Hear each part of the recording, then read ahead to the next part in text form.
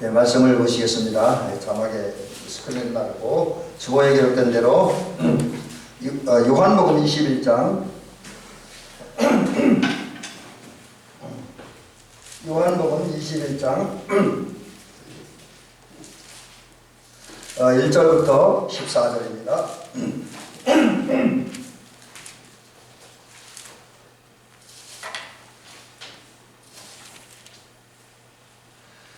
이제 제가 봉독을 해드리도록 하겠습니다. 요한복음 21장 1절부터 14절, 제 성경으로 신약성경 184면입니다. 자, 이제 봉독을 해드리도록 하겠습니다.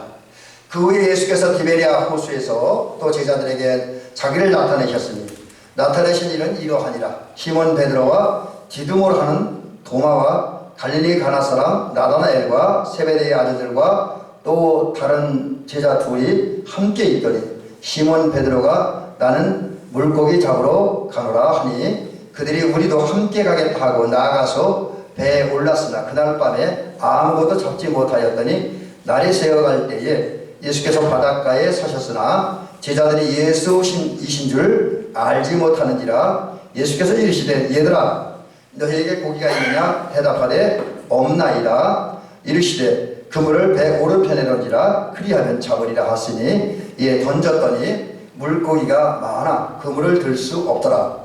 예수께서 사랑하시는 그 제자 베드로에게 이르되 주님이시라 하니 시몬 베드로가 벗고 있다가 주님이라 하는 말을 듣고 겉옷을 두른 후에 바다로 뛰어내리더라.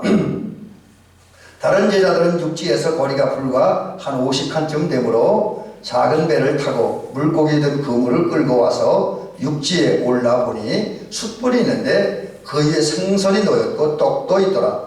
예수께서 이르시되 지금 잡은 생선을 좀 가져오라 하시니 시몬 베드로가 올라가서 그물을 육지에 끌어올리니 가득히 찬 물고기, 큰 물고기가 153마리라. 이같이 많으나 그물이 찢어지지 아니하였더라. 예수께서 이르시되 와서 조반을 먹으라 하시니 제자들이 주님이신 줄 아는 고로 당신이 누구냐 감히 묻는 자가 없더라. 예수께서 가셔서 떡을 가져다가 그들에게 주시고 생선도 그와 같이 하시니라. 이것은 예수께서 죽은 자 가운데서 살아나신 후에 세 번째로 제자들에게 나타나신 것이라.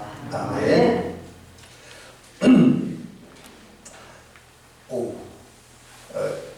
이 자막이 좀 틀려요.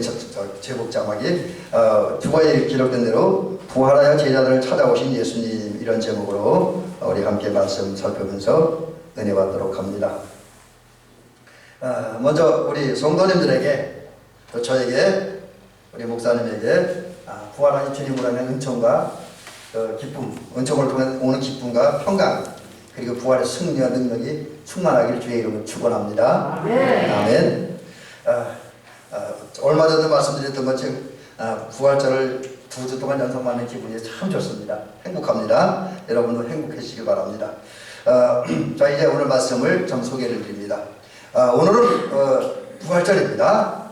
우리 대미교회뿐만 아니라 온 세계 모든 교회들이 부활절로 지키고 있어요. 왜냐하면 예수님이 부활하신 날이기 때문에, 예수님이 부활하신 날이기 때문에 오늘 부활절로 지키고 있습니다.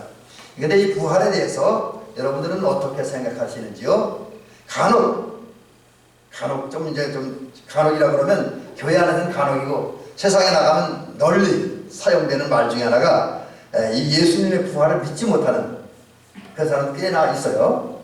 그래서 제가 언젠가도 말씀드린 것처럼 어릴 때 어느 책을 보니까 그 예수님에 대해서 이제 그 소개를 했는데 성경에 있는 걸 요약해 잘 소개를 했습니다. 근데 어디까지 가면 예수님께서 십자가에 달려 죽으신 장면까지 똑같이 인정을 하더라고요. 근데 그 다음에 부활에 대한 얘기를 할 때 그냥 그런 식으로 기록된 것을 지금도 기억합니다. 기독교인들은 또 성경에는 예수님이 부활했다고 하더라 이렇게 했어요. 그러니까 그 책을 기록한 그 저자는 그 문구를 볼 때 예수님의 부활을 인정하지 않는 것 같아요. 근데 그게 신앙 없는 사람들의 어떤 공통적인 생각일 것입니다. 그래서 예수님의 부활을 부정하기도 하고 의심하기도 하고 여러 가지 흔히 요즘 젊은이들이 말하는 썰들을 퍼뜨리게 됩니다. 하지만 여러분 확실히 기억하고 믿으시기 바랍니다. 예수님의 부활은 역사적인 사실입니다. 그 진실이에요. 사실입니다. 자, 그러면 뭘 가지고 그렇게 우리 그 단호하게 아주 분명하게 이야기하느냐? 뭐 여러 가지 증거들이 있습니다. 뭐 증거들을 제가 이제 다 소개할 수는 없지만 간단히 제목 정도만 말씀드리면, 우선 예수님 묻히셨던 무덤이 비어 있었다는 사실이 예수님이 그 부활이 사실이라는 거지요. 또 이제 이제 여러 사람들이 증언을 듣고 놀라고 당황하는 대제사장들과 바리새인들의 모습을 보면서도 예수님의 부활이 사실이라는 것을 발견합니다. 더군다나 처음에는 예수 믿는 사람 박해하던 그 바울의 그 설교의 주제도 십자가와 부활이잖아요. 또 베드로의 설교의 주제도 결국은 십자가와 부활입니다. 그런 면을 볼 때 그 예수님께서 부활하신 것은 진실이다, 사실이다 라는 사실을 깨닫습니다. 근데 오늘 저가 우리 함께 생각을 먼저 해보려고 하는 것은 예수님의 부활을 사실이기에 이것은 뭐 사실이 아니야 그 얘기 더 이상 하지 않고, 그럼 예수님 부활이 우리에게는 어떤 의미가 있느냐? 사실 여러분 중요한 건 예수님이 그때 부활했고 그것이 사실이라고 해도 그것이 내게 어떤 의미가 다가오느냐에 따라서 그 부활이 가치가 있기도 하고 무가치할 수도 있어요. 그래서 여러분 우리가 아까 조금 전에 제가 인사를 하고 축복해드릴 때 부활의 기쁨과 권세 승리가 또 권능이 여러분들의 길을 축원한다는데, 그게 있어야 우리가 이 부활의 의미가 있는 거예요. 자, 그러면 부활이 우리에게 주는 선물이 뭐냐? 뭐 여러 가지 많이 있지만 크게 두 가지만 말씀을 드려보려고 해요. 첫째는 주님의 부활로 인해서 우리 승리한다는 거, 승리해서 너무 기분 좋아서 권투선수들 손 들고 만세 하는 그런 날들이 오게 되어진다라고 하는 것이죠. 좀 더 얘기를 해보면 예수님이 부활하심으로써 사탄의 권세를 이기셨잖아요. 죽음의 권세를 이기셨습니다. 또 오늘 제가 예배 부름 시간에 말씀을 통해서 소개해드린 것처럼 잠자는 자들의 천열매가 되셨어요. 여러분 예수님의 부활은 승리한 날입니다. 죄의 권세, 죽음의 권세, 어둠의 권세, 그의 모든 불의하고 사악한 권세를 다 이긴 날이 부활입니다. 그 주님 만남으로 그 은혜를 누릴 수 있기를 주의 이름으로 축원합니다. 그 다음에 부활이 주는 선물 또 하나는 기쁨입니다. 뭐니 기쁜 거예요. 예수님의 부활함으로 말미암아 우리의 인간에게 다가오는 모든 슬픔은 이제 물러갔습니다. 사라졌어요. 근심, 걱정, 염려도 변했습니다. 염려와 걱정이 변해서 평안이 됐어요. 또 예수님이 부활하기 전에는 두려움과 공포에 쌓였던 사람들이 예수님이 부활하는 그 순간 그 두려움을 벗어나서 이제 안정과 여유를 찾게 됐습니다. 주님이 부활은 그 큰 물리친 거예요. 그래서 그런 주님의 역사로 우리는 기쁨을 얻게 되었습니다. 그러므로 우리 대미교 성도님들은 이 승리의 특권, 승리하는 특권, 기쁨을 누리는 특권을 마음껏 누리는 행복한 대미교 성도들이 되시기를 주의 이름으로 간절히 부탁드립니다. 그것 때문에 주님께서 우리에게 명령하셨잖아요. 항상 기뻐하라. 내가 다시 말하노니 주 안에서 항상 기뻐하라 했잖아요. 그리고 데살로니가전서 5장 17절은 항상 기뻐하라. 16절인데요. 항상 기뻐하라 쓰지 말고, 그 16절에서는 항상 기뻐하라. 그 다음에 18절에 가니까 이것이 그리스도 예수 안에서 너희를 향하신 하나님의 뜻이라고 했어요. 여러분, 부활하신 주님이 우리에게 기쁨을 주셨으니까 주 안에서 크게 마음껏 기뻐하며 사는 은총이 있기를 주의 이름으로 간절히 부탁을 드립니다. 자, 근데 이건 아무나 하는 게 아니에요.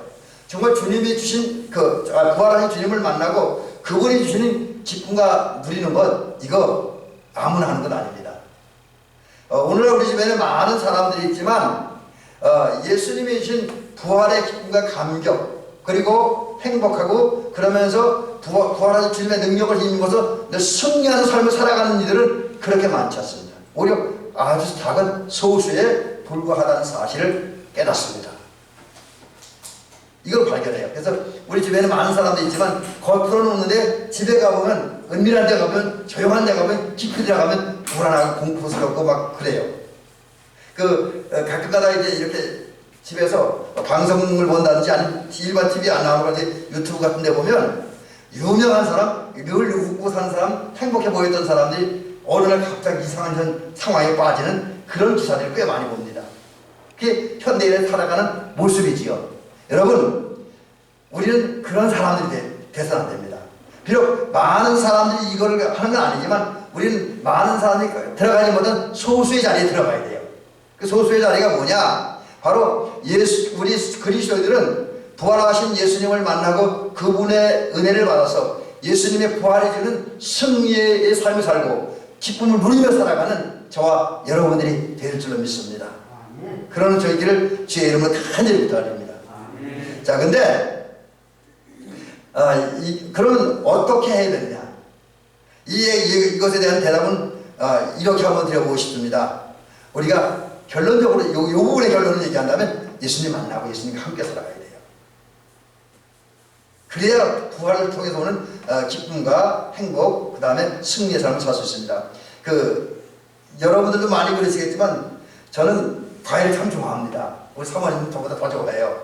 그래서 가끔가다 마트에 갔다가 조금 이렇게 눈에 탁 들어오면 뭐 참외도 사기도 하고 토마토도 사기도 하고 딸기도 사기도 하고 좀 돈이 되는 날은 뭐 수박도 사옵니다. 참 먹음직하게 사왔습니다. 근데 집에서 가져와서 집에서 먹어보면 어떤 거는 수박이 수박 맛이 아니고 무 맛이 나는 게 있어요. 맛이 하나도 없는 수박이 있어요. 딸기도 마찬가지, 참외도 마찬가지입니다. 그러나는 돈이 아깝죠. 괜히 샀다고 후회를 합니다. 그래서 그 다음에 살아갈 때는 이게 다 맛있는지 없는지 알 수 없으니까 헤매기도 합니다. 근데 어떤 날은 사다 먹어보면 아주 맛있는 날이 있어요. 만족하죠? 뭘 말씀드리려고 하냐? 우리말에 그런 거 있잖아요. 수박의 맛은 먹어봐야 한다고. 그렇죠? 수박의 맛은 먹어봐야 합니다. 참외 맛도 먹어봐야 합니다. 맛있는지 없는지. 어느 집에 가서 누구의 짜장면이 맛있는지 없는지는 먹어봐야 하는 거예요. 이와 같이 우리가 부활에 주는 그 승리의 특권, 기쁨의 특권을 맛보고 누리려면, 경험하려면 이걸 맛봐야 돼요. 그 맛보는 길이 조금 전에 제가 말씀드린 것처럼 예수님을 만나야 돼요. 그러기 위해서 기본적으로 저와 여러분들이 예수님을 찾고 예수님께로 나아가는 우리가 될 줄을 믿습니다.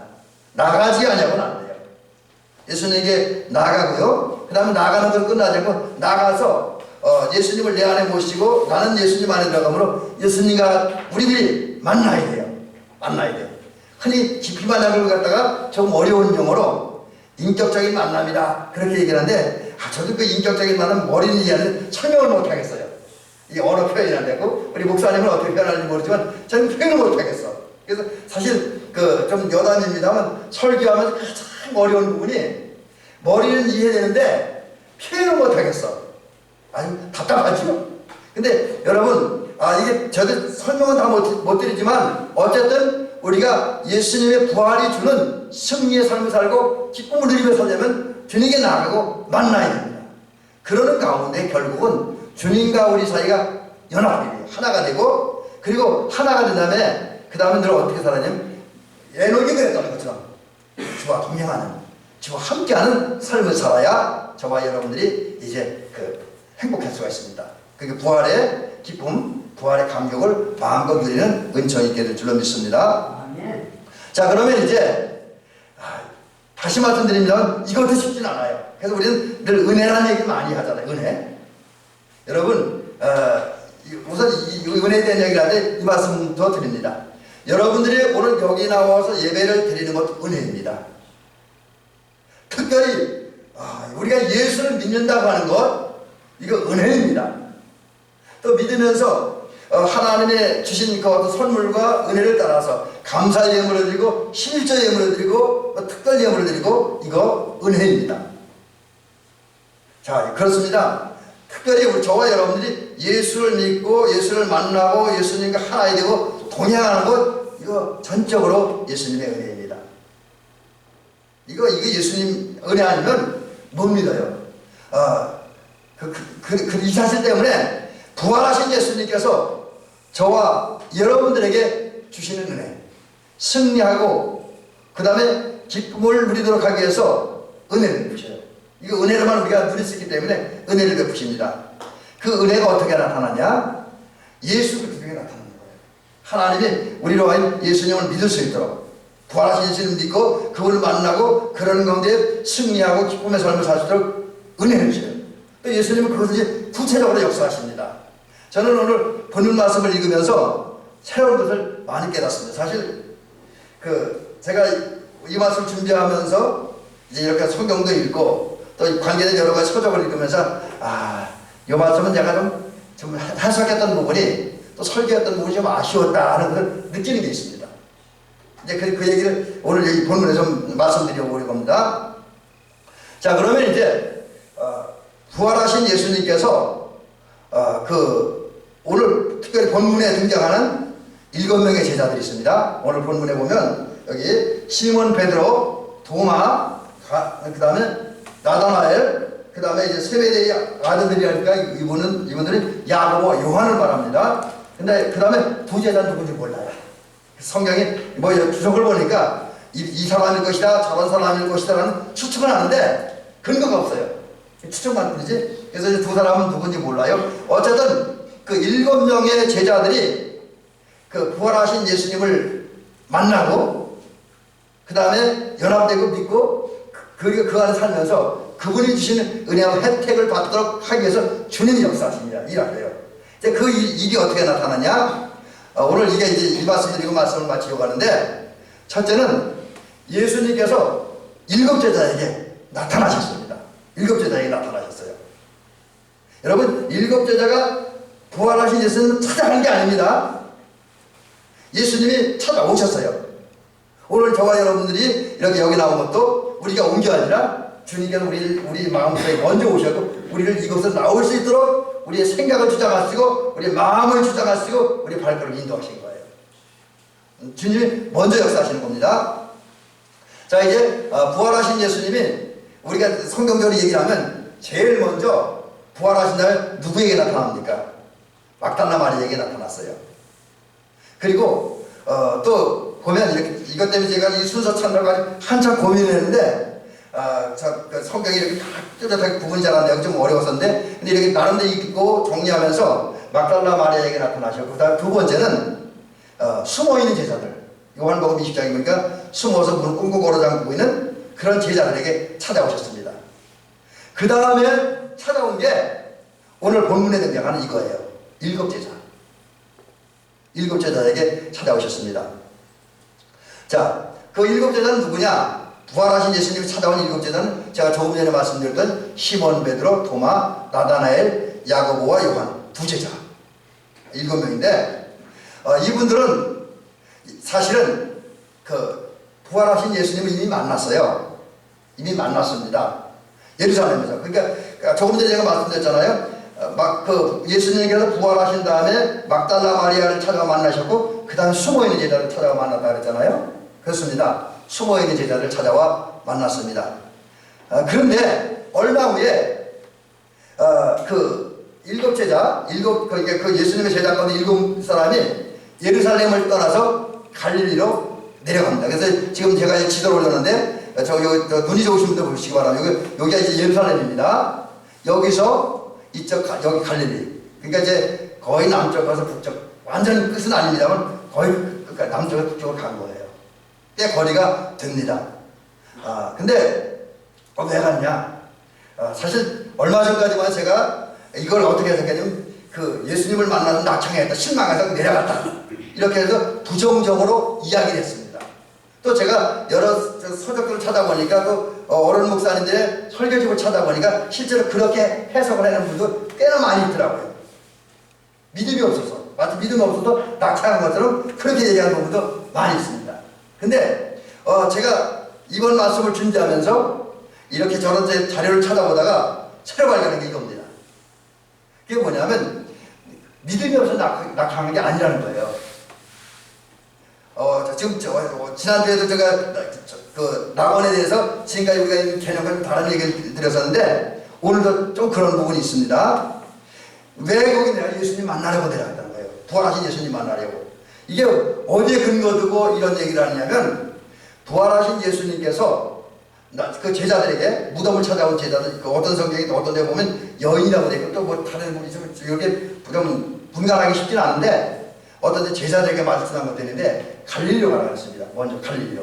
그리고 갈릴리로 가라 그랬고, 예수님도 내가 너희보다 먼저 갈릴리로 가고 거기서 너를 볼 것이다, 이렇게 말씀하셨습니다. 이게 이제 특별히 마태복음 28장 10절에 보니까 갈릴리로 가라, 거기서 나를 보리라, 이렇게 말씀하셨어요.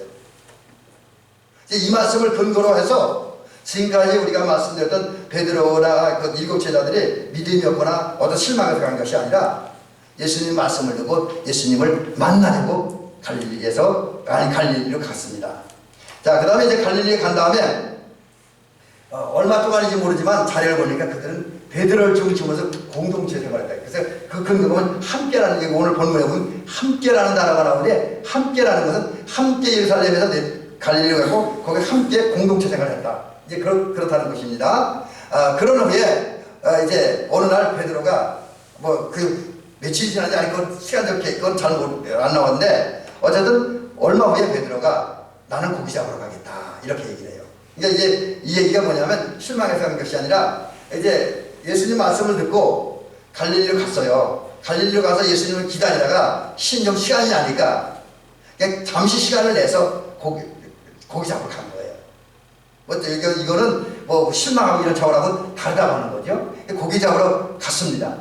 그리고 내가 물고기 잡으러 가겠다 얘기할 때 다른 동료 제자들도 함께 갔습니다.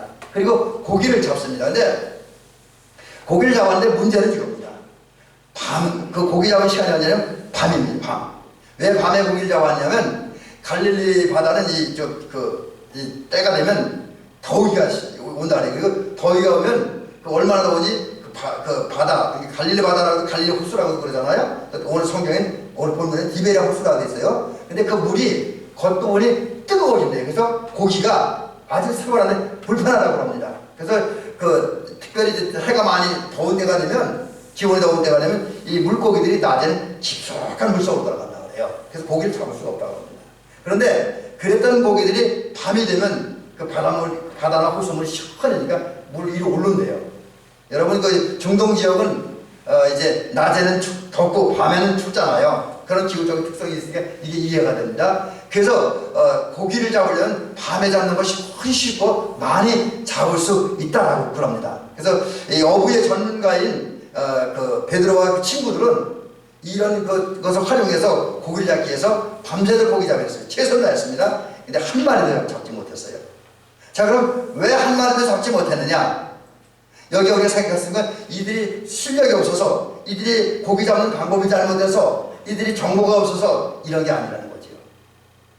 여기에 놀라운 그것이 있는데, 이 베드로와 그 친구들이 밤새도록 했는데 고기 전혀 잡지 못했어요. 어떤 성경에 보니까 한 마리도 잡지 못했다, 그렇게 번역을 해놨더라고요. 그 이유가 뭐냐?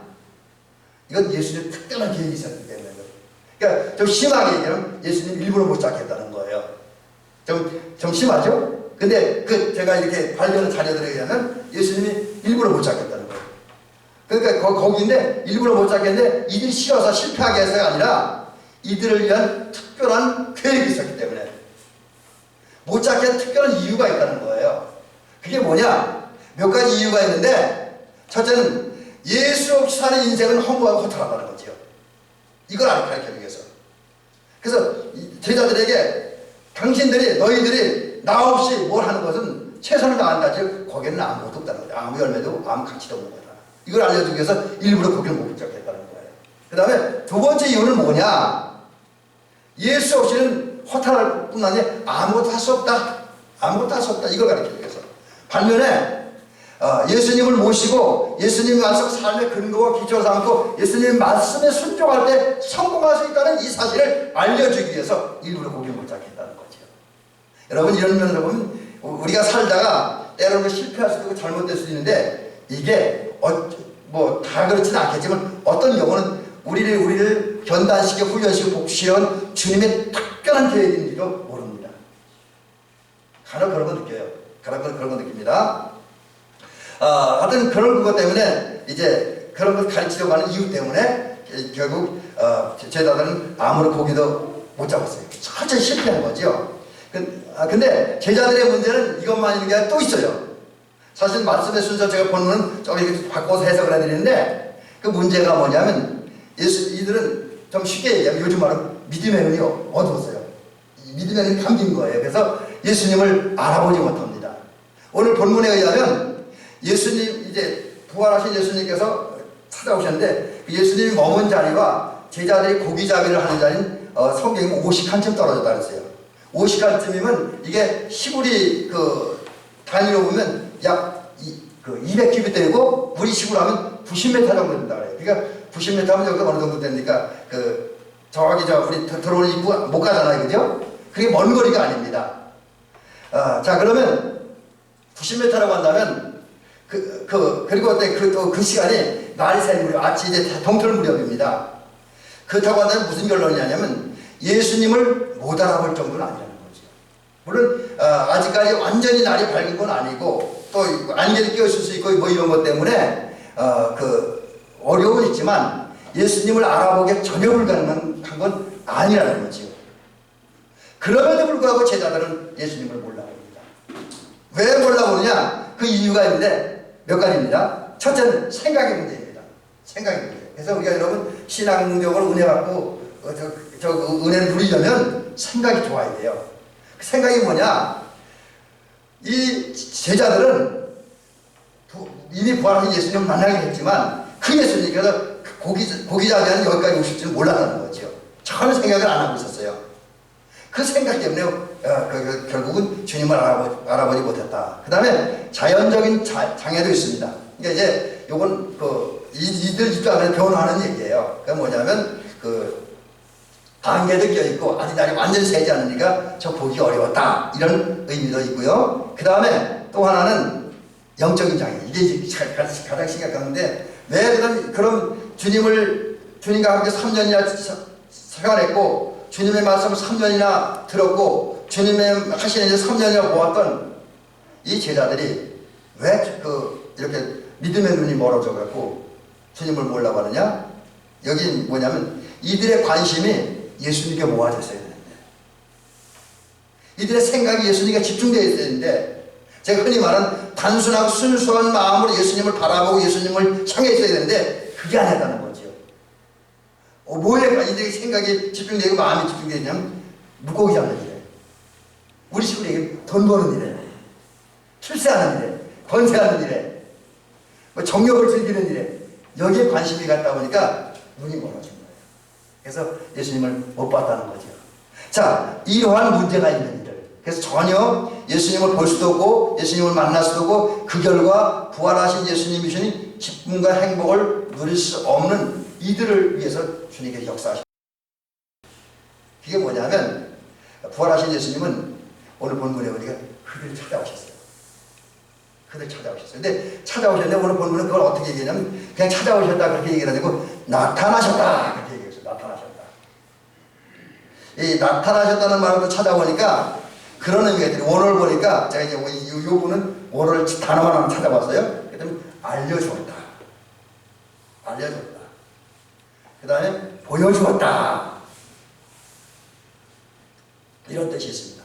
자, 그러면 이게 무슨 의미냐면 지금 정신적인 생각의 문제, 자연적인 장애, 영적인 장애, 영적인 눈이 멀어서 주님을 보지 못하는 그 제자들에게 또 여러 가지 지금 문제가 있는 그 제자들에게 주님 찾아오셔서 주님을 알려줬다는 거예요.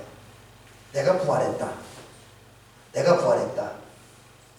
그리고 내가 부활했다는 걸 알려주는 거죠. 그 다음에 또 하나는 당신의 부활을 알려주는 것뿐만 아니라 믿게 하려고 했고요. 그 다음에 이제 그들의 중요한 사명을 주는 거예요. 너희들이 지금은 그 바다에서 그저 물고기를 잡고 있지만 너희들이 할 일은 그게 아니라는 거죠. 일찍이 주님께서 베드로를 부를 때 뭐라 그랬습니까? 내가 너희로 사람을 낚는 어부가 되게 하려고 말씀하셨잖아요. 이 말씀을 다시 한번 상기시키는 거예요. 내가 너희를 부른 건 사람 낚는 어부, 곧 전도하고 복음을 선포하여 영혼을 구원하는 일을 하라고 너희 불렀다. 그렇다고 한다면 이제 부활한 내가 너희들에게 나타난 내가 부활했다는 사실을 알려줬어. 그러니까 너희들은 나를 영접하고 믿은 다음에 내가 너희에게 맡겨준 일을 하라는 거죠. 그게 뭐냐면 하나님 나라를 확장하고, 이제 제가 여기 단어대로 하면 하나님 나라를 건설하고 확장하고 완성하는 데 필요한 일을 하는 거죠. 그게 뭐냐? 복음을 전하는 거죠. 예수를 전하는 거죠. 특별히 예수님의 부활을 선포하라는 겁니다. 제가 새벽에도 말씀드린 것처럼 전하는 방법은 다를 수 있어요. 메시지는 조금 다를 수 있습니다. 똑같지 않아요. 오늘 성경을 지금 제가 이 말씀드리는데 오늘 저를 통해 선포된 이 말씀을 들으면서 아마 우리 장로님이나 우리 권사님, 목사님들 듣는 느낌이 다 다를 거예요. 어떤 분들이 오늘 제 설교가 별 가치가 없는 분들로 느껴질 수 있고 어떤 분은 다르게 느낄 수 있겠죠. 마찬가지입니다. 우리가 복음을 전하는데 그 복음을 들어도 예수의 구해야 되는 복음을 들어도 그게 다 똑같이 오진 않아. 다 똑같이 느껴지고 다 똑같이 깨달아지는 건 아닙니다. 각각 다르게. 그렇기 때문에 전하는 방법도 다양할 수밖에 없다라고 하는 거죠. 근데 여러분 우리가 꼭 기억할게. 나와 다르다고 해서 잘못된 건 아닙니다. 나와 다를 수 있어요. 나와 다를 수 있어. 난 내 신앙은 보수적인데 저 사람은 신앙은 진보적일 수 있습니다. 그러나 다른 게 문제가 아니에요. 다만 진짜 문제가 되는 건 안 믿는 거고 그 예수의 십자가와 부활을 부정하는 게 문제지, 그것만 인정한다면 조금 이제 뭐 이렇게 다 전하는 방법이나 표현하는 방법이 다르다고 그건 문제될 게 없습니다. 그러므로 여러분 이제 주님께서 지금 제자들에게 보면 너희들이 부활을 전하는 건 조금 다를 수 있다. 방법도 다를 수 있고 메시지 조금 다를 수 있다. 그러나 그거는 큰 문제가 아니다. 정말 근본적이고 가장 기본적인 건 부정하지 않고 그것만 인정하면 된다는 거죠. 그것만 믿으면 된다. 그러는 게 복음을 전하라. 그래서 사람 낳는 어부가 되라. 영혼을 낳는 어부가 되라. 라는 사실 알려주고 그런 사명을 주기 위해서 지금 제자들에게 나타나신 거예요. 그 다음에 또 하나는 이건 인생들에게 가장 바라는 거죠. 베드로와 동료들이 많은 고기를 잡게 함으로써 어떤 인생의 경쟁에서 승리하고 모든 인생들이 바라는 성공의 열매를 거두게 하기 위해서, 그래서 이것을 위해서 이제 주님께 찾아오셨다는 거죠. 제가 오늘 말씀 준비한 건 조금 더 있는데 오늘 여기까지만 하겠습니다. 더 길면 안 되니까요. 자, 여러분 오늘 말씀의 핵심은 이거예요. 부활하신 예수님은 우리들에게 기쁨을 줍니다.